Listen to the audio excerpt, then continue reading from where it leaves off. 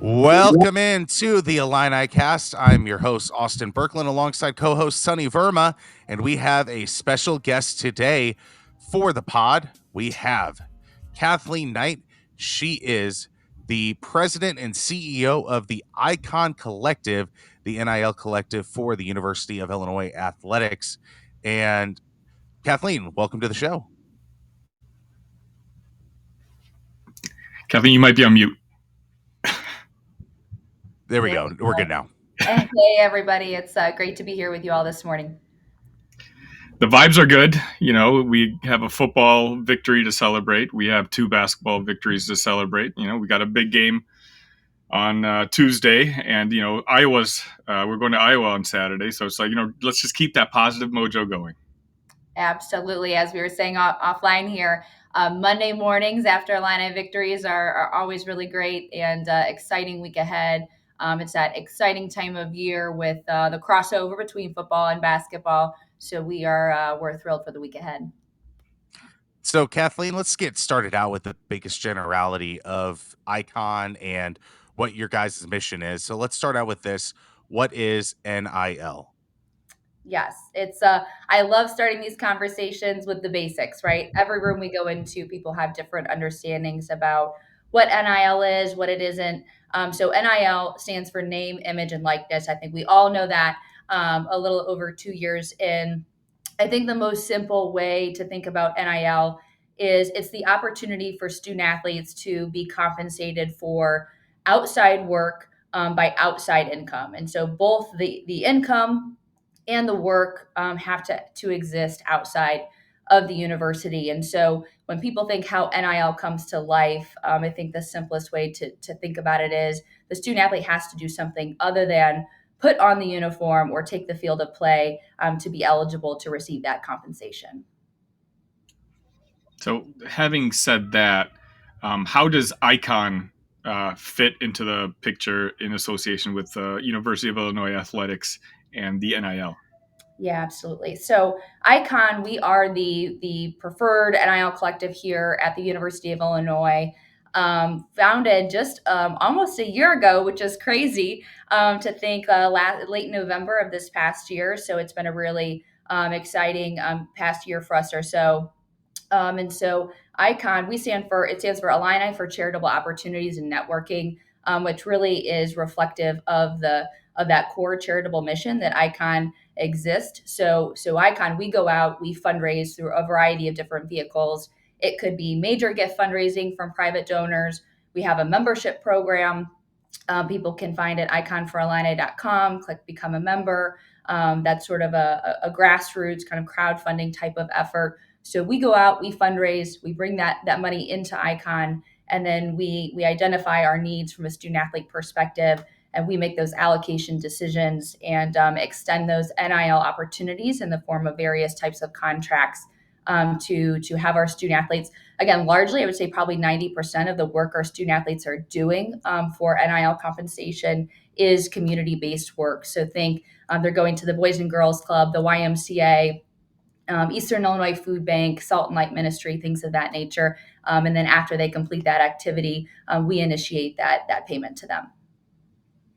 Now, how does Icon and the University of Illinois Department of Athletics combine efforts? How does that work? Yeah, I wouldn't think of it so much as combining efforts, but certainly working as closely as we can within the NCAA guidelines. Icon, just so everyone knows, we're required to be a separate third-party entity, so we are not part of the athletic department. But again, we do work really closely with one another. Myself and our COO, Jackie Simoniak, we're both longtime DIA employees, and so I think that helps with the proximity, that closeness of our relationship. We have longstanding relationships with administrators, with coaches. Jackie was a coach, worked with Mike Small in the men's golf program, which we're all big fans of. And so she has a great understanding of, student athlete relationships and how to work really efficiently with them. And so in my old role, I ran our iFund office here in Chicago, but have worked really closely with Howard Milton and the athletics development team. And so again, those long-term relationships allow us, I think, to be really efficient, allows us to be really effective here for our donor and our fan base. And largely, I think the benefit of that is on the donor side of things, right? We know that people are really heavily invested in a variety of ways, whether it's as season ticket holders, premium seating ticket holders, iFund donors, donors to capital projects, other student athlete initiatives, can be contributors to other parts of the university and in the Champaign-Urbana community. And so I think us being able to have a close working relationship, so we're not over tapping donors. So I'm not showing up one day to say, hey, we need your NIL support. And then, DIA, someone from the fundraising team shows up the next day. We're able to work really collaboratively together to ensure that we're maximizing the amount of money that comes into the collective that in the end is distributed out to our student athletes. And really, I believe it's that synergy or that collaboration between our two entities that really helps set us apart. So, Kathleen, obviously, when NIL became, I was pretty much announced in college athletics. Illinois also had a different entity called Illinois Guardians, I believe they were called, announced. And so, when you talk to some donors, some may think that they're contributing to the Guardians. Obviously, the Guardians are no longer necessarily around. Can you better maybe direct folks who think that you had to at one point pick one or the other, and just kind of update them on that whole NIL situation for the university? Absolutely. It's Sunny, it's a great question. First, I just want to say that we cannot thank the guys at the Guardians enough. I really believe. So we're at this point. What's today? It's November 13th. It's alarming. It's crazy how fast time is flying. But NIL really it's been live and in motion for over 2 years. And when the Illini Guardians was really formed, I think the genesis of that group was October of 2021. They were such a leader in this space at that time, and I always so new. The idea of a collective was so brand new, and so with their formation, it was critically important that we were, as an institution, Illinois athletics was really on the map as being progressive and as being a leader. Pardon me, being a leader in the NIL space. And we saw quickly from there, NIL went from a nice to have, or hey, we need to be doing something, and that's better than doing nothing, to being NIL is as much a critical function of an athletic program, even though as we are a separate entity, but it is just as critical as having, the right facilities and scholarship support and full stadiums. Like, this is where we are in this moment, right? Where NIL from a competitive advantage standpoint is really the driving force.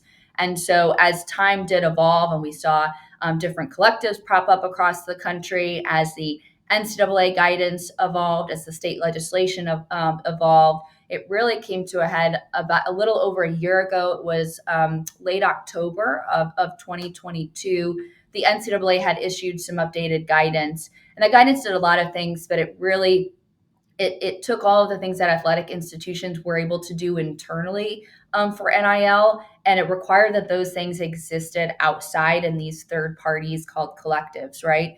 And so what it did is it really it made it clear to a lot of us that for Illinois to continue to be a leader, that we needed to have a full-time organization with a full-time staff that could have eyes and ears on NIL 7 days a week, 24 hours of the day, right? And so that was really the genesis of ICON.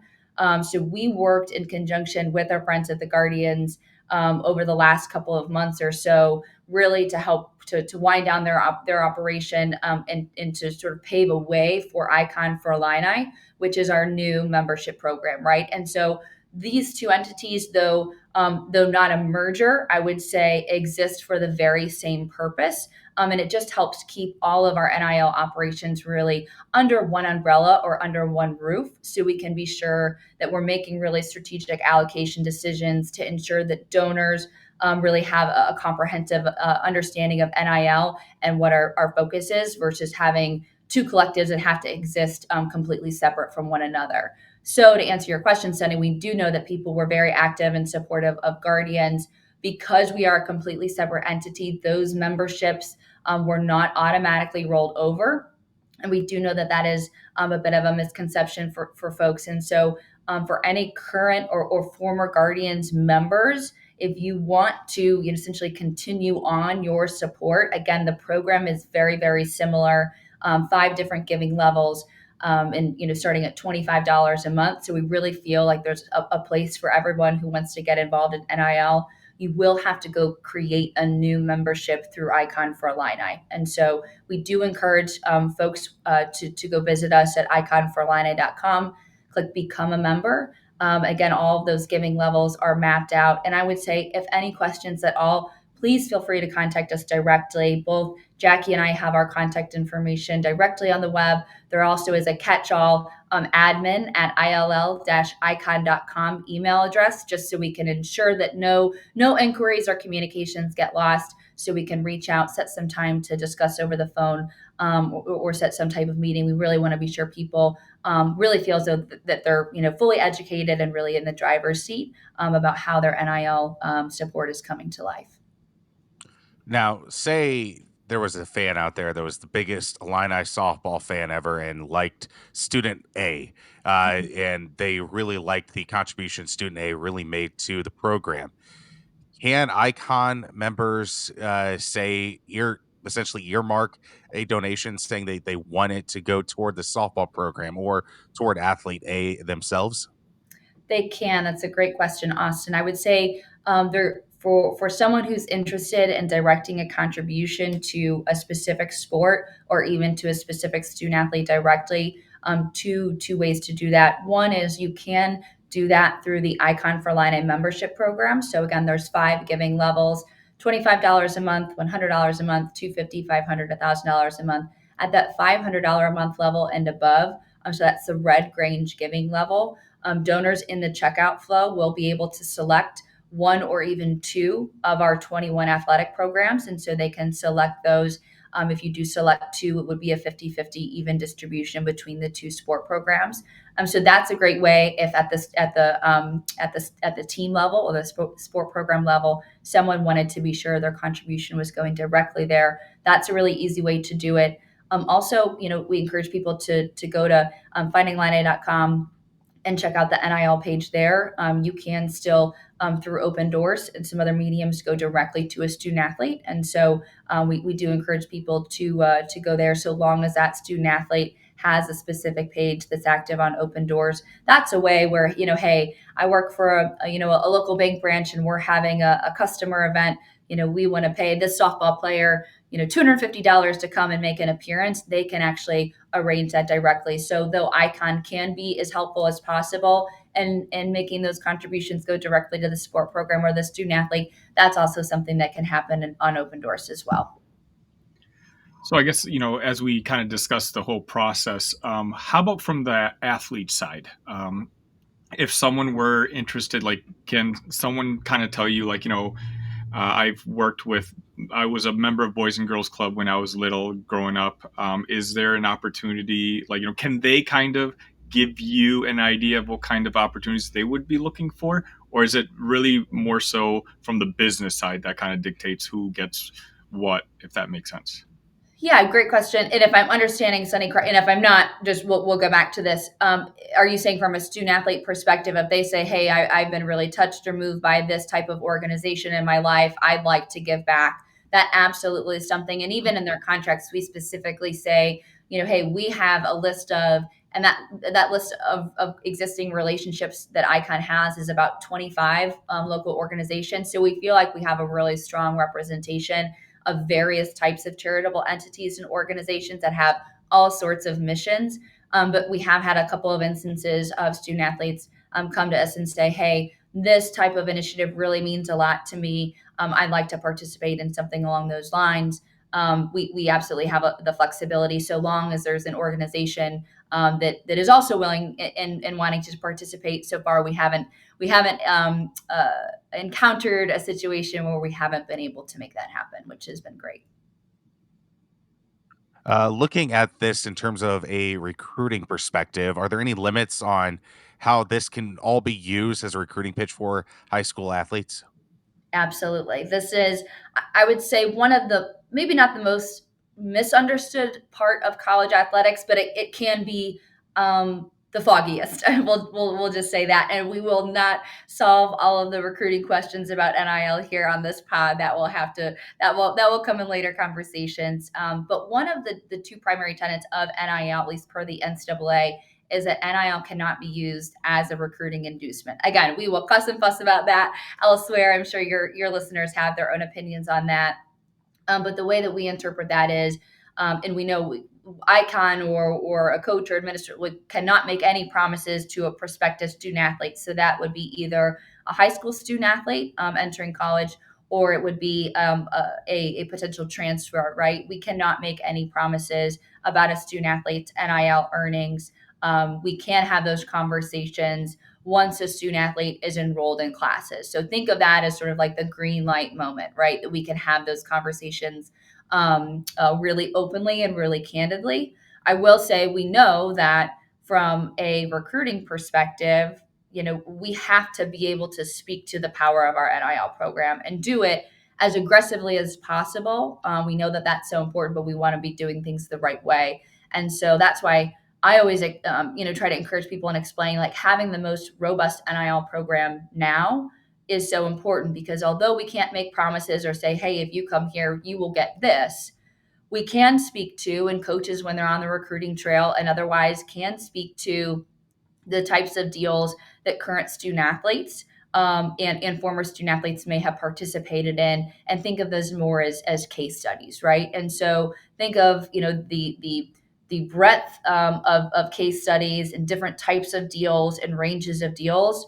We can talk about that. That's historical information, right? And so the more of those types of opportunities we have to speak to, that is information. Just like, here's what your academic opportunities looks like, here's your strength and conditioning program, here's what our nutrition protocol looks like. That is another piece of education. It's another tool that we have to be able to speak about, and we do know that that's one of, if not the most important data points for prospective student athletes, especially in football and men's basketball, which again makes it so important now that we're building the NIL program and providing those opportunities to ensure that that can be utilized in that decision-making prospect for future student athletes.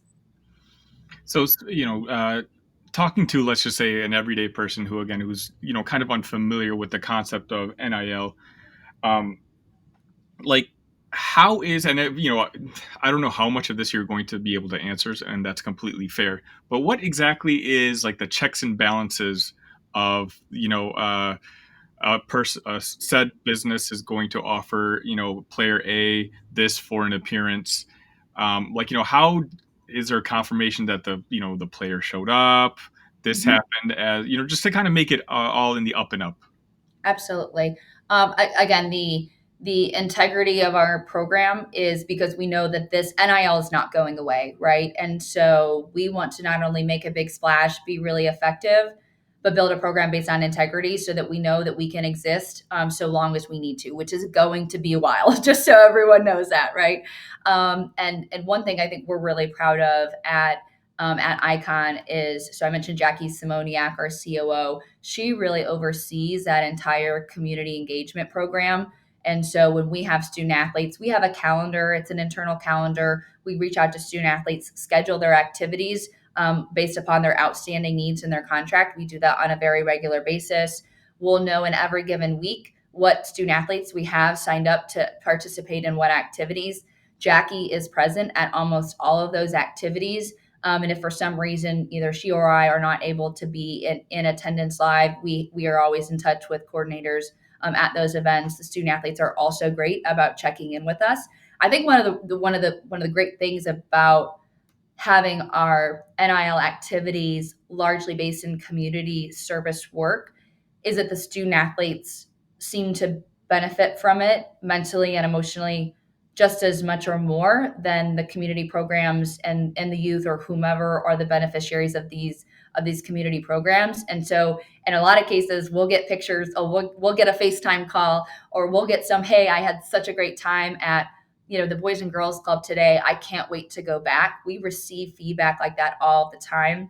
So yes, there is a really thorough checks and balances program in place. A lot of that we actually try to turn back into the public eye. So if, on our Twitter page, Instagram page, we'll do at least a post, maybe more per week, demonstrating, hey, we had student athletes out at this program this week, and so the public, again, can keep an eye on it, not from a checks and balances perspective, but to get to share in a lot of that exciting information. But so yes, there is robust checks and balances. We know that is so important, but it is really exciting to see, how willing and how invested our student athletes are in performing those charitable activities. Oh, Sonny, you're on mute. And another question I just had, as someone who is the head of this organization, you're kind of dealing with folks on the lower level of donorship to the higher level of donorships, and you're getting all kinds of questions constantly, I'm sure, in every single meeting. Are there popular misconceptions out there? Like, what are some common questions that you're always getting that maybe some of the listeners of this show might also have, where you can kind of spread your message and say, hey, this is a question I get a lot. You might have this question. Here's the actual answer. Yeah, one of them, it's not so much a question, but I think it's a common, a common, perhaps negative or concerned sentiment about the impact of NIL in college athletics. And we know, again, NIL is here; it's here to stay. It will evolve and look differently in the years to come, absolutely.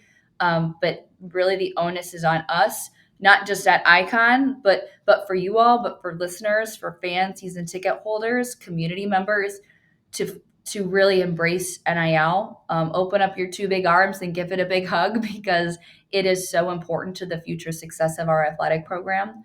When we're able to talk about the charitable work that we're doing with our student athletes, and about, to date, over 250 hours of charitable service work in the community is really, really meaningful. We're able to talk to donors and community members and say, hey, we have our student athletes going out and doing this activity and this activity. When we're able to tell that story, in addition to, oh, and by the way, money moves through Icon, right? Our student athletes are paid at a very, very high level, and it's something that we have to be able to replicate year over year, through NIL from a competitive standpoint. But I think when we're able to talk about that charitable, the charitable component, and that is a primary area of focus for us, I think that changes some people's tune, because again, all you have to do is get onto Twitter and you see one story about, how NIL can divide a locker room. It can, not be the great PR angle, for the athletic program or the institution that it represents.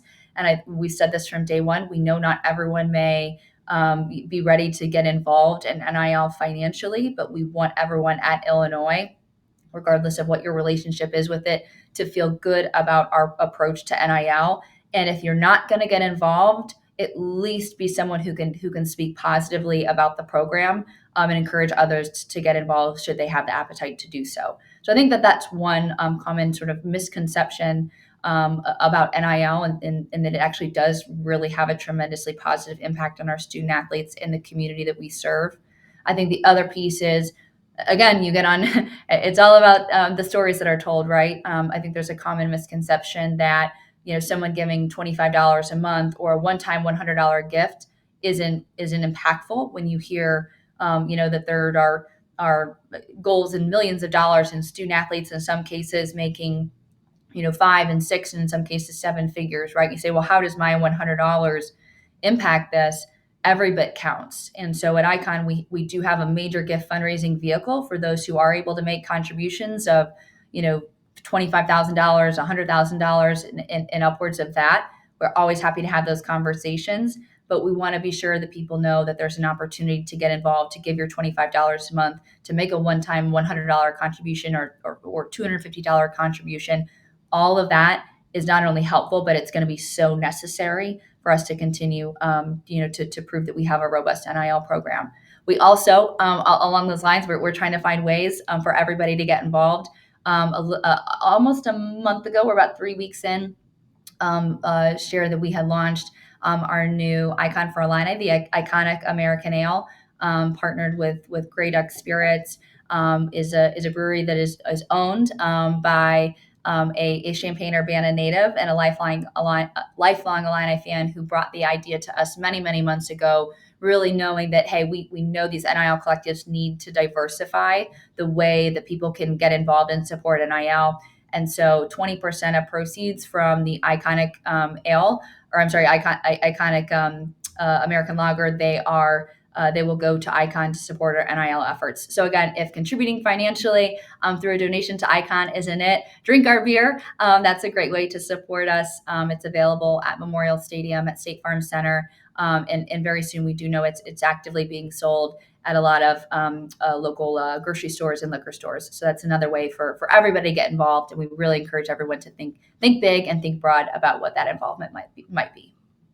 One last quick question for me, Kathleen. Are Icon donations, are they tax deductible? Great question. As we said, there is a major gift fundraising vehicle that is a nonprofit pending 501c3 organization. So donors who make contributions to that entity, we cannot guarantee that they will be tax deductible should we be granted 501c3 status, again, through that entity that does exclusively charitable work and supports that charitable mission. We will be sure to make that announcement and let everyone know. We do know from a donor perspective that's very important. Memberships, Icon for Illini, because there are tangible and experiential benefits associated with each level of giving. Icon for Illini memberships are not tax deductible, and so again, that's the way it is in the eyes of the IRS from a benefit receiving perspective. No different, Austin, than iFund donors making their iFund gifts to access season tickets and prime seating locations. Think of that as the same thing. So not for Icon for Illini, but perhaps for the nonprofit side of the business, and we'll let everyone know should we be granted status. Kathleen, we really appreciate the time that you took to give the listeners kind of more of a backdrop and a foundation of knowledge of what NIL is, has been, and could be moving forward. I think I'm going to give you the floor. You may have an announcement to make. Yeah. Again, we thank everyone for your questions. We know that NIL, although it's been here for over 2 years, everyone has a different understanding of what it is and how to get involved. And again, we invite people to have those conversations. We know there are questions, there are concerns. Please bring them to us. Keep this a dialogue. We need to find a way to really embrace NIL to drive this program forward. This week, in conjunction with DIA, right? We talked about the closeness of that relationship, a joint fundraising campaign for Giving Tuesday. Folks will start to see messaging about that this week. So all contributions to the iFund or Icon for Illini, the membership program, between November 14th and November 28th will count toward this Giving Tuesday campaign. There will be special gifts as an extra incentive for anyone who participates in this 2-week effort. There is also, we communicated with a donor who's been very supportive on the NIL front. If we raise $100,000 in contributions either to Icon or to the iFund by November 28th, which is Giving Tuesday, that will unlock another $100,000 contribution to Icon. So again, just a great incentive for everybody to get involved, no matter what that investment level is. Keep an eye out on social. Visit our website, iconforillini.com. All that information will be up there. There's some pretty cool, I'll just say, really awesome holiday gifts that may inspire your support of Icon or the iFund. And again, encourage everyone to get involved. And just thanks so much for having us on, letting us use your platform to get the word out. Kathleen, where can people find you on social media? At Icon for Illini, Twitter, Instagram, on Facebook as well. We will soon be on LinkedIn, so keep an eye out. Want to be sure we can reach everybody. Kathleen Knight, thank you for joining us once again. It's been a pleasure. Thanks so much, everybody. Thank you. And that was Kathleen Knight of Icon for Illini. Sonny, it was a great episode, and we have Iowa coming up. Preview should be coming up sometime this week. Again, thank you, Kathleen and Icon, for coming on, and I hope our viewers got a lot of knowledge from that. And that has been the Illini Cast. Sonny, have a good one.